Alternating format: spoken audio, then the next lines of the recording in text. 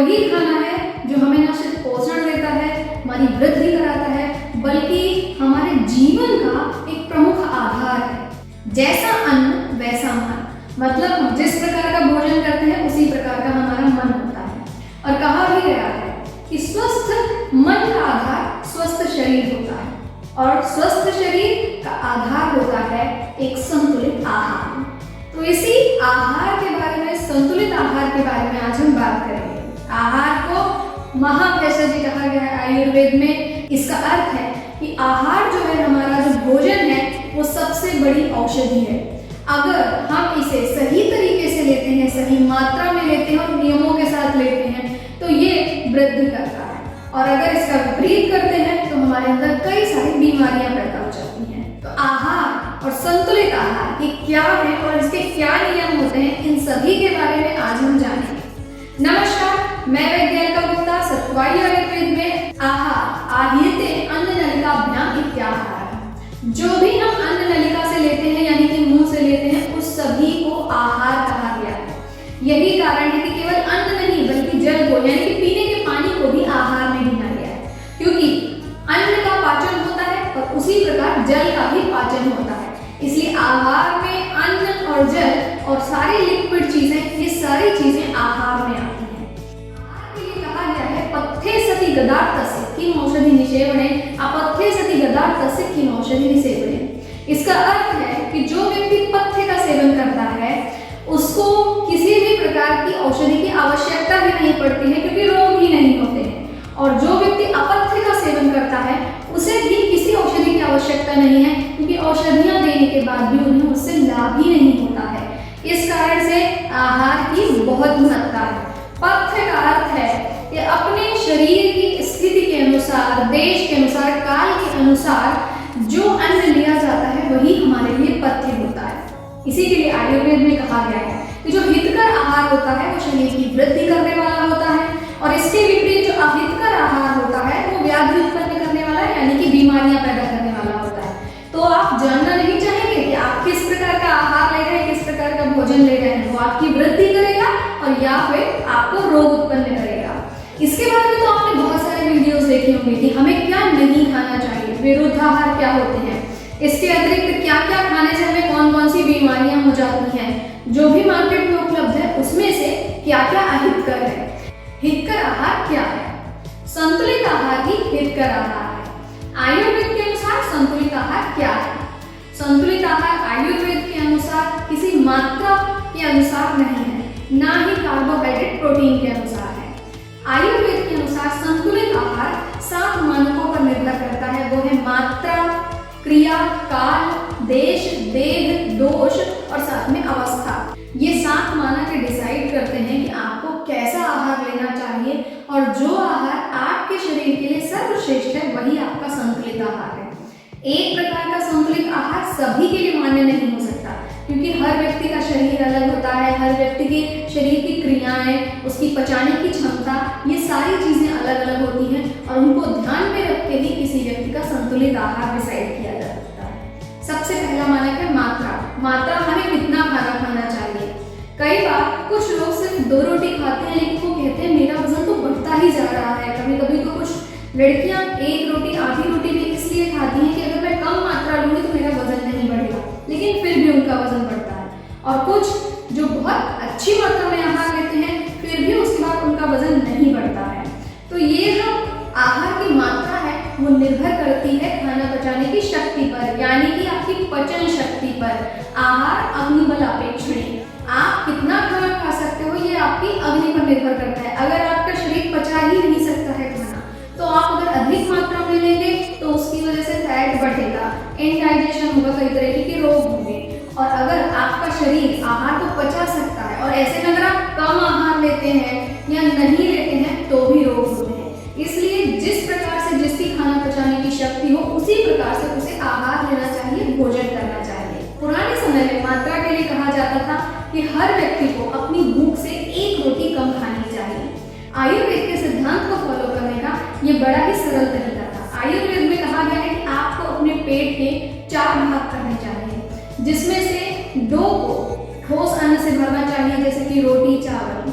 एक भाग को लिक्विड अन्न यानी कि जैसे दाल, छाछ, रायता, पानी इन सभी से भरना चाहिए और एक भाग को खाली छोड़ देना चाहिए। ये खाली स्थान खाना पचाने के लिए बहुत जरूरी होता है, इसलिए हमेशा 3 भाग ही आहार का ग्रहण करना चाहिए। दूसरा काल। काल का अर्थ है कि कौन सा समय चल रहा है। संतुलित आहार की मात्रा मौसम के अनुसार और आपके शरीर का काल कौन सा है इसके अनुसार बदलती रहती है।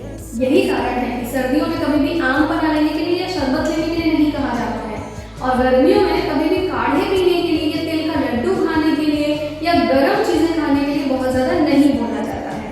तो काल को देखते हुए हमारे शरीर में जो क्रियाएं होती हैं उसके अनुसार ही भोजन करने के लिए बोला जाता है। जैसे कई लोग पूरी सर्दियों में गर्म पानी लेते हैं और गर्मियों में कई लोग जिसमें धनिया विशेष तत्व होता है जो कि शरीर को ठंडा करता है यानी कि ठंडाई लेते हैं। ऐसे ही शरीर का काल, मतलब कि यदि खाना पचा हुआ है तो आप अगला भोजन ले सकते हैं, अगर खाना नहीं पचा हुआ है तो उसके अनुसार आप भोजन नहीं ले सकते हैं। इसलिए आपके शरीर में कौन सा काल चल रहा है, कौन सा दोष दुष्ट है उसके अनुसार ही भोजन करना चाहिए। क्रिया।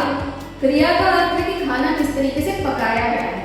अगर अधकच्चा भोजन है, जला हुआ है, सड़ा हुआ है तो ऐसा भोजन किसी को नहीं करना चाहिए। विरुद्ध आहार डालकर बनाया हुआ खाना नहीं खाना चाहिए। भली प्रकार से क्रिया करके किसी चीज के लिए जो आवश्यक तत्व है वो डालते हुए भोजन बनाया जाना चाहिए। जैसे कि बेसन की कढ़ी। ज्यादातर लोगों को बेसन की कढ़ी बहुत पसंद होती है और इस कढ़ी में हींग और मेथी एक विशेष तत्व है, क्योंकि बेसन जो होता है वो चने से बना होता है। इसी कारण से इसके बघार में, इसके छौंक में हमेशा मेथी और हींग का प्रयोग किया जाता है।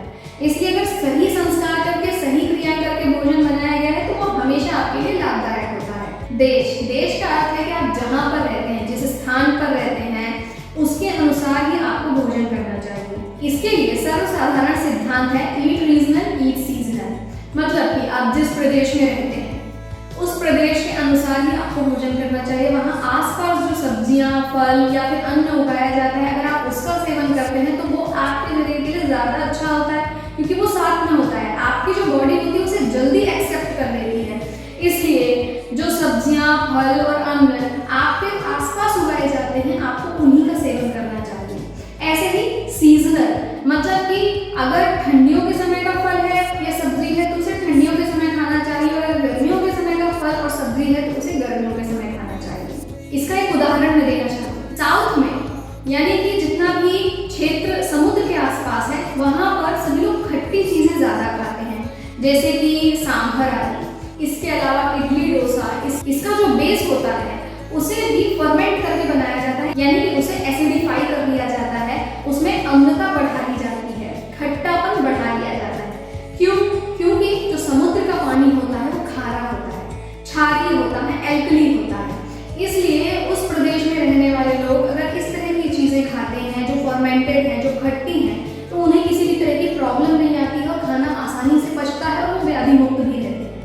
और यहीं अगर कोई नॉर्थ में यानी कि जो है उत्तर प्रदेश या फिर पहाड़ी इलाकों में इस तरह का भोजन रोज रोज करता है, यानी कि खट्टे पदार्थ या फर्मेंट किए हुए पदार्थ, तो उन्हें एसिडिटी होने लगती है क्योंकि अम्लता शरीर में बढ़ जाती है। तो इसलिए जिस रीजन में आप रहते हैं उसी तरह के भोजन का आपको रोज उपयोग करना चाहिए। अगर आप कभी कभी किसी दूसरे रीजन का भोजन करते हैं तो कोई परेशानी नहीं होती है, लेकिन इसे रोज की आदत नहीं बनाना चाहिए। उसी तरह से रुक्षता राजस्थान यानी कि जितने भी रेगिस्तानी इलाके हैं वहाँ पर बहुत ज्यादा होती है। यही कारण है कि वहाँ के लोग अपने ज्यादातर व्यंजनों में घी का बहुत अधिक प्रयोग करते हैं, जैसे कि मूंग दाल का हलवा, बाटी, इन सभी चीजों में घी का बहुत ज्यादा प्रयोग करते हैं। तो वो लोग स्निग्ध अन्न लेते हैं क्योंकि वहाँ ऑलरेडी बहुत ज्यादा रुक्षता रहती है। लेकिन इस तरह का भोजन जहाँ पर बहुत ज्यादा क्लेद रहता है, यानी बहुत ज्यादा स्निग्धता रहती है, तराई वाले इलाके हैं, पहाड़ी इलाके हैं, वहाँ के लोग नहीं ले सकते हैं। देह का मतलब है हमारी प्रकृति होती है, वातज प्रकृति, पित्तज प्रकृति, कफज प्रकृति। प्रकृति के अनुसार ही किसी भी व्यक्ति को भोजन करना चाहिए, क्योंकि जो लोग कफज प्रकृति के व्यक्ति होते हैं वो थोड़ा भी खाते हैं तो उन्हें पचाने में बहुत समय लगता है, जबकि जो पित्तज प्रकृति के लोग होते हैं वो अधिक मात्रा में भोजन करते हैं तो भी उनका आसानी से पच जाता है। तो इसलिए हमें हमेशा अपनी प्रकृति के अनुसार भोजन लेना चाहिए। दोष, आपके शरीर में किस दोष की प्रधानता है, बीमारी की वजह से या समय की वजह से।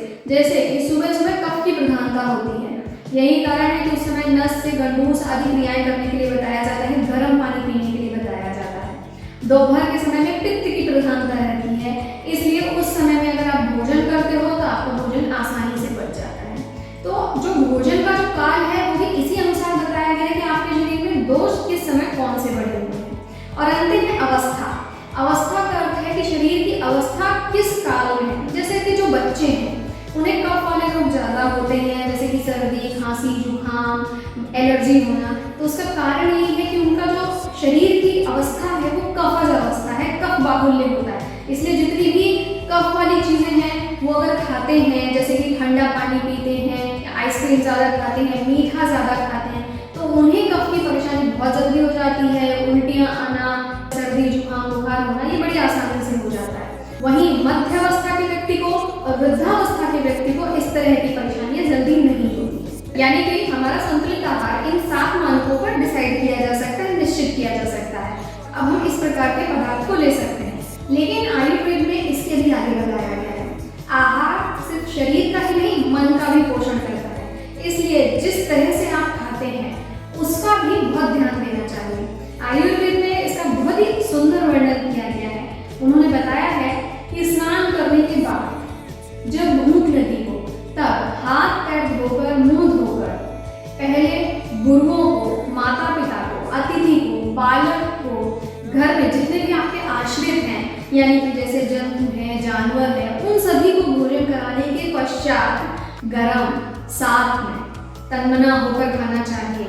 ना ही बहुत ज़्यादा जल्दी जल्दी खाना चाहिए, ना ही बहुत धीरे खाना चाहिए। भोजन स्निग्ध होना चाहिए, आसानी से पच जाए, इस तरह का होना चाहिए। साथ ही आपको जब भोजन करना चाहिए तो भोजन की निंदा नहीं करनी चाहिए। यानी कि लोग जो बार बार बुराई करते हैं कि खाना ऐसा है, खाना वैसा है, उन्हें ऐसा नहीं करना चाहिए। भोजन को निंदा ना करते हुए शांति से बैठ के खाना चाहिए। और खाना हमेशा अपने परिवार के साथ, इष्ट मित्रों के साथ, जो आपका भला चाहते हैं, ऐसे लोगों के साथ बैठ के आनंदित होकर भोजन करना चाहिए। क्योंकि प्रसन्नता से बनाया हुआ अन्न प्रसन्नता से और नियमों के अनुसार जब ग्रहण किया जाता है तो वो आपके शरीर के लिए औषधि भी होता है और वृद्धि भी लाता है। यदि इसके विपरीत भोजन किया जाता है तो फिर आपके शरीर में बहुत सारी बीमारियां होती हैं, बार बार आप बीमार होते हैं और आप कहते हैं कि मैं इतना हेल्दी भोजन करता हूँ तो फिर मुझे ये बार बार बीमारियां क्यों होती हैं। पर वस्तुतः आप नियमों का ध्यान नहीं रखते हैं, इसलिए बार बार बीमार होते हैं, इम्यूनिटी कम होती है और इसके कारण शरीर में बड़े बड़े रोग भी हो जाते हैं। पुराने जमाने के लोग हमेशा जो आयुर्वेद में बताई गई है उस आहार चर्या को इतना ज़्यादा साथ में कर चुके थे कि वो जो भी खाते थे, जो भी बनाते थे, उन सभी में आयुर्वेद की झलक मिलती है। समय के साथ हम इन नियमों को भूलते जा रहे हैं और साथ ही बीमारियां भी बढ़ रही हैं। इसलिए ईट राइट, उचित आहार लें, संतुलित आहार लें, निरोगी रहें, स्वस्थ रहें। धन्यवाद। अपने प्रश्नों के लिए और आयुर्वेद के विषयों के बारे में और जानकारी प्राप्त करने के लिए हमें ज़रूर लिखें और हमसे जुड़े रहने के लिए हमारे चैनल को